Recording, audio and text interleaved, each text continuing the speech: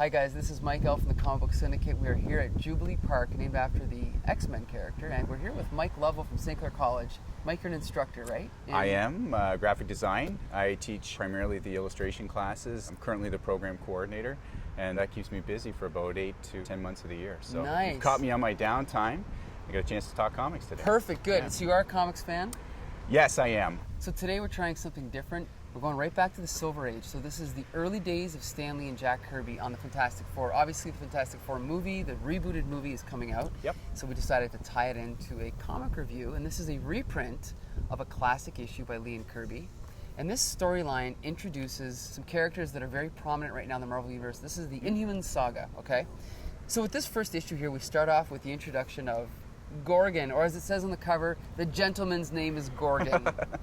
Now, one of the things you talked about before we started rolling was you weren't used to the amount of exposition. No, not at all. Based on what I'm reading today, and in comparison to a lot of contemporary comics, I would say I think when you pitched me the comics and I had sat down with them, you warned me that it was a little bit wordy and it would take me some time to get through it. Okay. And that really proved true. So it took a little while to get back in that mode again, being used to something that's going to jump a little bit quicker. Once I settled in, I enjoyed the stories. Okay. Yeah.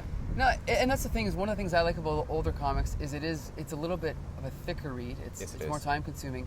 I guess sometimes the argument is that exposition or dialogue necessary? Mm-hmm. This is the important thing that I think a lot of even modern artists don't realize, like professional artists, is they don't realize that the way that these old Marvel comics were done is that Stan and Jack would have a rough idea. They would talk on the phone and be like, okay, this is what's going to happen in this issue. Very brief outline. Sure. Jack Kirby would then essentially draw the entire story himself alone. So he basically plotted the story. Okay. Then Stan Lee would go and add his dialogue based on what Jack had drawn. Wow. So sometimes the art is inconsistent with what's being said, or it's a little bit forced. Sure. And sure. so Stan would sometimes add things to the dialogue that were not there in the visuals. Okay. And sometimes he would twist things around a little bit to make it fit to what he wanted, right? Yeah, makes sense. Okay. Yeah, and so you they're can trying kinda to see shoehorn that. things together. Exactly. Yeah. So that being said, I'm not going to say that Stan Lee ever wrote a masterpiece of a story. Okay. He's certainly done a few heart-wrenching stories with a lot of pathos and stuff like that. But I think overall, the best I can say about the stuff is that it was churned out very quickly. It was done for a commercial audience. It was done mainly for a younger audience, but Stan Lee still says that he wrote the stuff for himself. Sure. But that being said, I think Jack Kirby's aspirations might have been a little bit grander. I think he really felt like he was doing mythology. The concept of the Inhumans, what do you think of that idea?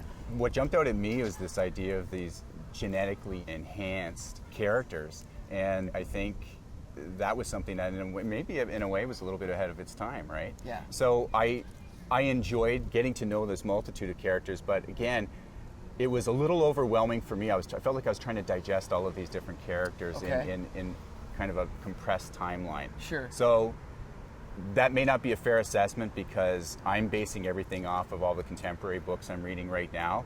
So I guess you could take that statement with a bit of a grain of salt. Sure. Yeah. Well, the feeling I got was that it was almost like every page there was something new. Yep. You know? Okay. Like I'm flipping, I'm like, geez, another new character, another new concept. Yes, exactly. You know what I mean? Yeah.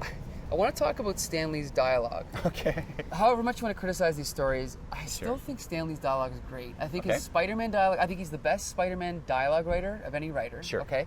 And his Fantastic Four dialogue, like, okay, look at this. What happens is the building gets attacked by the Dragon Man. So they're all standing around in the room, and Ben says, hey, did I just hear something?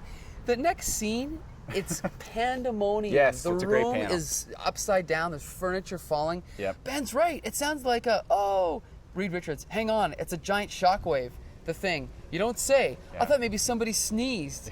It's great. Come on. No one can write dialogue better than that. Anyway. Yeah. Did you find yourself laughing? I did, and I've always been a fan of The Thing. Okay. So Ben Grimm, to me, is that character I can relate to in the story. Sure. I think he's the everyman who pulls us into and is maybe that anchor Sure. in the face of all these extraordinary characters with all these extraordinary powers.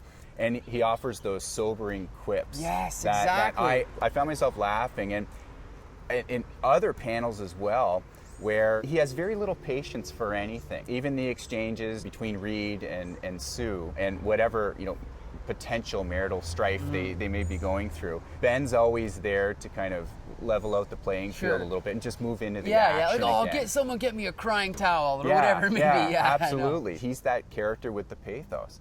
And I think it was the last issue where we really got a sense of the gravity of how he really was starting to feel about maybe never be able to have the love of his life or what have you. So it tugs at the heartstrings. It does. And that's what jumped out at me after feeling like, wow, this exposition's heavy. I gotta start to get into this mode. I found myself immersed in that story and really feeling for these characters. That's timeless storytelling, right? Yeah, you're right, 100%. Yeah. There's this great scene when they introduce us to this new Inhuman.